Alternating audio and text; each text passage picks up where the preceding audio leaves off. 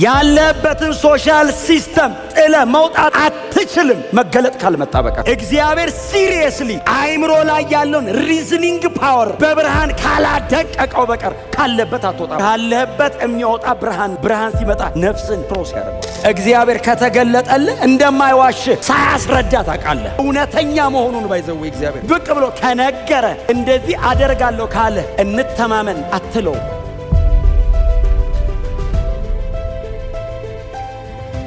አብርሃም እግዚአብሔር ርስት አድርጎ ወደሚሰጠው ቦታ ስፍራ እንዲወጣ ባዘዘው ጊዜ ወደማያውቀው አገር ለመሄድ በእምነት ታዘዘ። እግዚአብሔር ሲገለጥለት የማይዋሽ አምላክ እንደሆነ አውቋል። እግዚአብሔር እንዳላታለለው ስላወቀ ነው ባይዘው ወክ ያደረገው ሰውየው።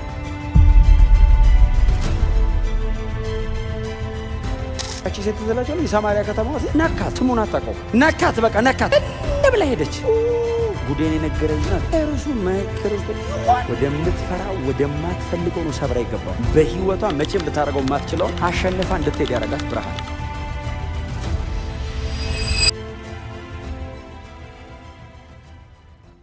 በጣም ይገርማቸዋል። ይሄ አሁን አብርሃምን እግዚአብሔር ካለበት ከኡር ማለት ነው ከኡር ከከለዳውያን መንደር ከኡር እግዚአብሔር ጠርቶ እኔ ወደማሳይ ምድር ውጣ ሲለው ዘፍጥረት ምዕራፍ 12 ላይ ማለት ነው። እኔ ወደማሳይ ውጣ ሲለው ወደ ዘፍጥረት ሄዳችሁ የምታነቡት ከሆነ አብርሃም ነው ስሙ አይደል? አብርሃም አይደለም። እግዚአብሔር ርስት አድርጎ ወደሚሰጠው ምድር አብርሃምን ናውጣ ብሎ በጠራው ጊዜ ወዴት እንደሚሄድ ባያውቅ እንኳ በእምነት ታዘዘ። እኔ ባለፈውም ነግሬያቸዋለሁ። እኛ ወደምናውቀው ለመውጣት እንኳን ስንት ጊዜ ነው የምንጸልየው? እግዚአብሔር ከአዲስ አበባ የሆነ ቦታ ሂድ ቢልህ ክሮስ ቼክ በጣም ነው ብዙ የምናደርገው። አብርሃም እግዚአብሔር ርስት አድርጎ ወደሚሰጠው ቦታ ስፍራ እንዲወጣ ባዘዘው ጊዜ ወደማያውቀው አገር ለመሄድ በእምነት ታዘዘ።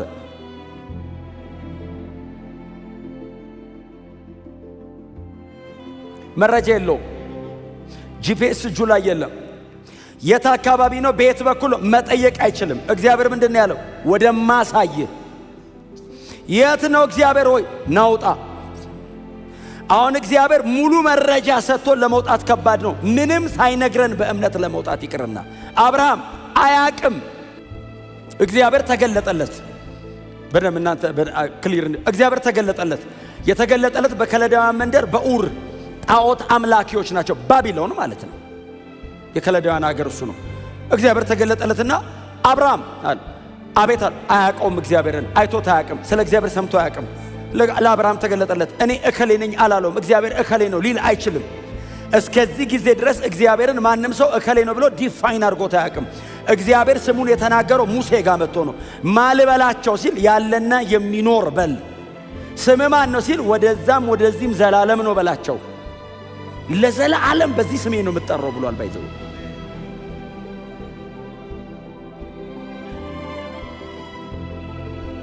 ከፊቱ አብርሃም እንደ ሪፈረንስ የሚጠቀመው የእምነት አባት የለውም። የመጀመሪያ ነው። እግዚአብሔር ብቅ አለ። አብርሃም አለ። አቤት አለ። እኔ ማለት ብሎ አልተዋወቀውም። እኔ ወደማሳይ ምድር ውጣ። ማነ ምን ብዬ ልውጣ? የለም ውጣ። እግዚአብሔር ከተገለጠልህ የሚገባ ብዙ ነገር አለ ባያስረዳም። አንዳንዱ ነገር ተነግሮ አይደለም ተገልጦልህ ነው። አባቱ ቤት የሚሰራው አይነት ጣዖት አይደለም። ይሄኛው ሕያው ነው፣ ይናገራል፣ ይመራል። ደግሞ እንደዚህ አይነት ክብር ያለው ነገር አይቶ አያቅም። መቋቋም አልቻለም።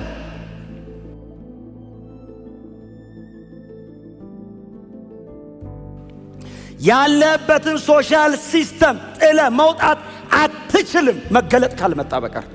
እግዚአብሔር ሲሪየስሊ አይምሮ ላይ ያለውን ሪዝኒንግ ፓወር በብርሃን ካላደቀቀው በቀር ካለበት አትወጣም። ካለበት የሚወጣ ብርሃን ነው። ብርሃን ሲመጣ ነፍስን ክሮስ ያደርጋል። አብርሃም ያገኘው ይሄ ነው። ብቅ አለ እግዚአብሔር።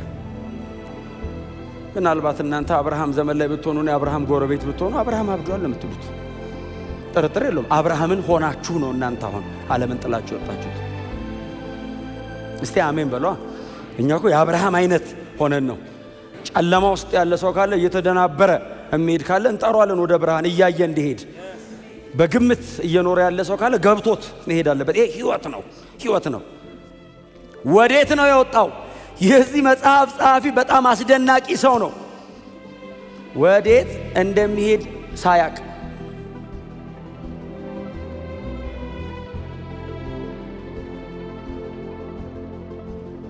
መጽሐፍ ቅዱስ ላይ ብዙዎቹ እንደዚህ ያለናቸው።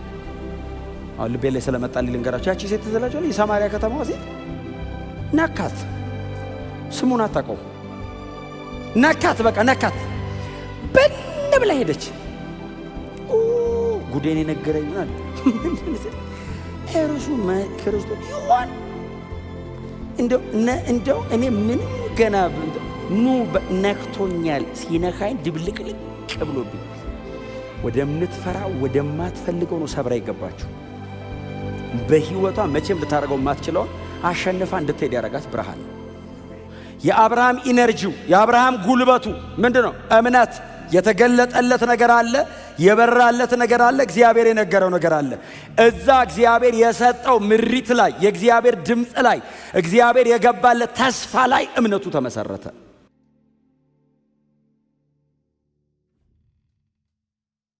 ደጋግሜ እየነገርኳችሁ ነው። ዕብራውያን 11 ላይ እምነት አየር ላይ አይቆምም። አብርሃም አመነ። ዝም ብሎ ነው ያመነው አይደለም። ማንን ነው ያመነው? እግዚአብሔርን ያመነው። እግዚአብሔር የሰጠው ተስፋ አለ። እሱ ላይ ነው የአብርሃም እምነት የቆመው። የእምነት አባት ለምንድን ነው የተባለው? እግዚአብሔርን ስላመነ። ወደማያውቀው ሀገር ግን እርግጠኛ ወደ ሆነበት ሀገር ነው የወጣው። አያውቀውም ግን እርግጠኛ ነው። እግዚአብሔር ሲገለጥለት የማይዋሽ አምላክ እንደሆነ አውቋል። እግዚአብሔር እንዳላታለለው ስላወቀ ነው ባይዘ ወክ ያረገው ሰውየው። እግዚአብሔር ከተገለጠልህ እንደማይዋሽህ ሳያስረዳ ታውቃለህ። እውነተኛ መሆኑን ባይዘው እግዚአብሔር ብቅ ብሎ ከነገረ እንደዚህ አደርጋለሁ ካለ እንተማመን አትለው።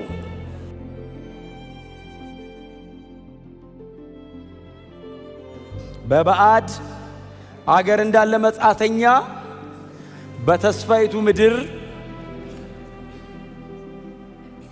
በእምነት ተቀመጠ። አሁን ይሄ ሰውዬ ልክ ነው። ምድሪቱ ምን ብሎ ነው የጠራት? ተስፋይቱ ምድር ምን ማለት ነው? እግዚአብሔር እሰጥሃለሁ ያለው አገር ማለት ነው። ይሄ ነው አገርህ፣ እዚህ ነው ውጣ ያልኩ ብሎ ከነዓን ገብቶ ሰውየው ቁጭ ብሎ እንደ መጻተኛ ነው የሚኖረው። አገሩ እኮ ነው፣ አይደላደልም። ታውቃለህ? እሰይ እግዚአብሔር ያለኝ ቦታ ደረስኩ በቃ እንገንባዋ አይልም። እግዚአብሔር ተስፋ አድርጎ በሰጠው በተስፋይቱ ምድር በእምነት ተቀመጠ። የተስፋውን ቃል አብረውት እንደወረሱት እንደ ይስሐቅና እንደ ያዕቆብ በድንኳን በገዛ አገሩ በባዕድ አገር እንዳለ ሰው ኖረ።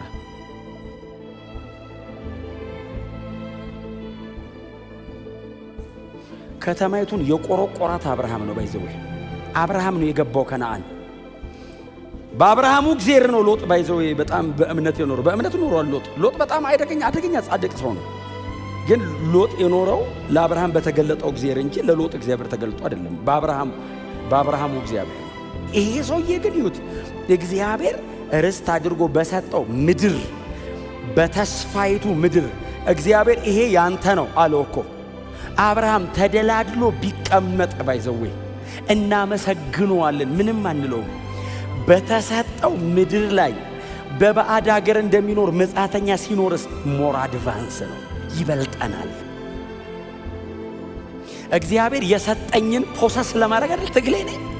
እግዚአብሔር አደርግልሃለሁ ያለንን እኮ ለመቀበል እኮ ነው ትግላችን። ልክ ሲያደርገው በቃ አብርሃም ከነዓን ገብቶ የምስጋና ፕሮግራም አያረግም፣ አይረካም።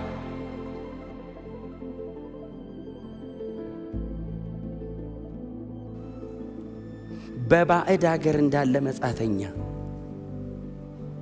የከተማው ሕዝብ ተሰብስበው መጥተው ጌታችን አብርሃም ሆይ ይሄ እኮ ያንተ ምድር ነው ሲሉት አይደለም አላቸው። የኤሞር ሰዎችን አይደለም። አንዳንድ ቦታ ይፈልግ ነበር። ገንዘብ ይዞ መጣ ይላል ሊገዛ ከነሱ።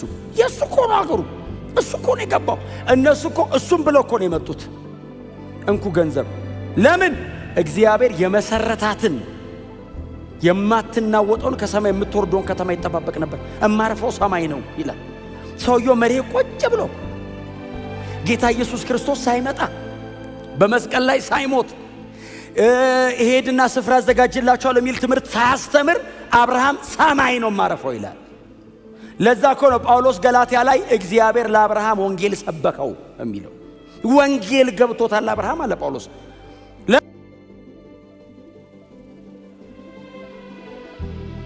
ለዛ እኮ ነው በምንድን ነው የሚታወቀው የእንግዳ አኗኗር ካላችሁ እንደ ይስሐቅና እንደ ያዕቆብ በድንኳን ኖረ።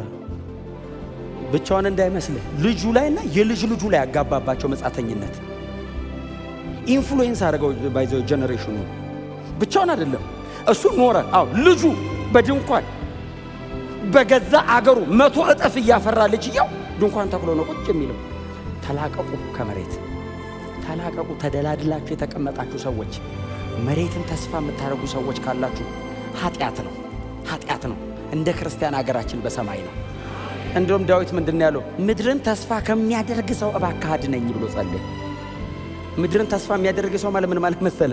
ለማግኘት ምንም ያደርጋል።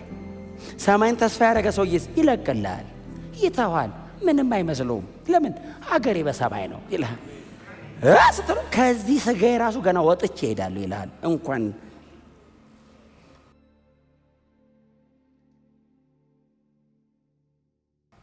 በጣም ወደ ታች ስራ አትስደዱ። በጣም አጥልቃ አትስራ። ለምን? ምዝዝ እስኪያረገህ እንዳትቆይ። ንጥቃት ላይ ቀለል። ይሄ ነፍሴ ቢጠጭ ያለው ሰው ይተዝላችሁ ለፍቶ ጥሮ ግሮ ታግሎ ምናምን ሰበሰበና ጎተራው ግጥም ሲልለት ቤቱ ማታ ጋደም ማለትና ነፍሴ አላት። የውስጥ እርካታ ፈለገ። ታውቃለህ? ጎተራው ላይ እግዚአብሔር ማታ መጣ። አንተ ሰነፍ አሉ። ዛሬ ማታ ነፍስን ይወስዷታል አሉ። ምንም ነገር እግዚአብሔር ይስጣችሁ፣ በእውነት ይብዛላችሁ። ግን አገራችን በሰማይ ነው። በገዛ ንብረት ላይ እንደ እንግዳ መሆን ይሄ የክርስትና ፕሪንሲፕል ነው። እግዚአብሔር በሰጣ ነገር ላይ ያው እንግዳ መሆን። ዓለም ምን ትላለች? ሞኝ የራስ አይደል እንዴ ትላለች። ዓለም አይደለም። እኔ ሰማይ ነው የኔ አገራው እዛ ነው ያለኝ፣ ቤታው እዛ ነው ያለኝ፣ መኖሪያ እዛ ነው ያለኝ። ኤስ እንግዳ ነኝ። እስካለው ድረስ እጠቀምበታለሁ፣ እስካለው ድረስ ሌሎችን እባርክበታለሁ፣ እስካለው ድረስ ሌሎችን አጽናናበት ይሆናል። እኔ አገሬ በሰማይ ነው። አልመሰረትም እዚህ ላይ፣ አልቆምም እዚህ ላይ። እንኳን ያለህ ነገር አይደለም፣ ሰማይና ምድር እንዳረጀ ጨርቆ ነው ያልፋል። ያለህ ነገር እኮ አይደለም፣ የሰበሰብኩት እኮ አይደለም። ሰማይና ምድር ይሄ የሚፈርስ የማይመስል ሰማይና ምድር እፍ ብሎ ከአፉ በሚወጣ እስትንፋስ እንደ አረጀ ጨርቅ ይጠቀልለዋል ይላል። ሞኝ እንዳትሆን፣ እንዳትታለል። የማይናወጥ ከተማ በሰማይ አለ።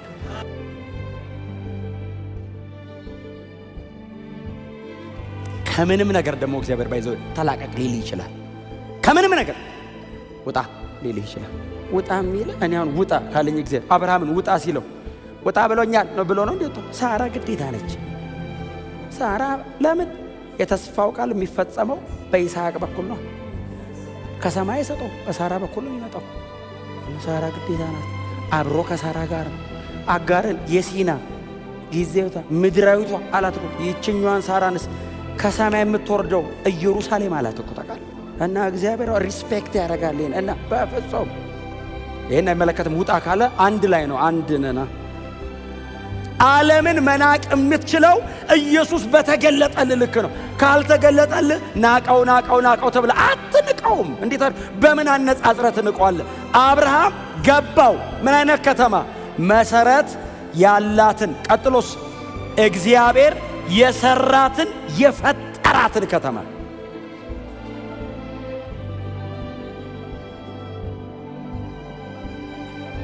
ክርስትና ብቻ ነው ይሄ ተስፋ ያለው።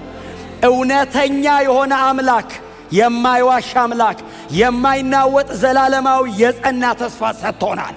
ይሄም በቅርብ ጊዜ ይፈጸማል። አብርሃም ተስፋ ያደረገው እኛ ተስፋ የምናደርገውን ነው። አብሮን ነው የሚገባው። ስለዚህ ከመሄዳችን በፊት ግን ደግሞ እንድንሰራ የተሰጠን በጣም ትልቅ የቤት ስራ አለብን። የቤት ስራችን ምንድነው? በጣም ብዙ ሰዎች ወደ እግዚአብሔር መንግስት መምጣት አለባቸው። ይህንን እውነትን ይዤ ይህንን ብርሃንን የተቀብዬ ሹልክ ብዬ መሄድ የለም።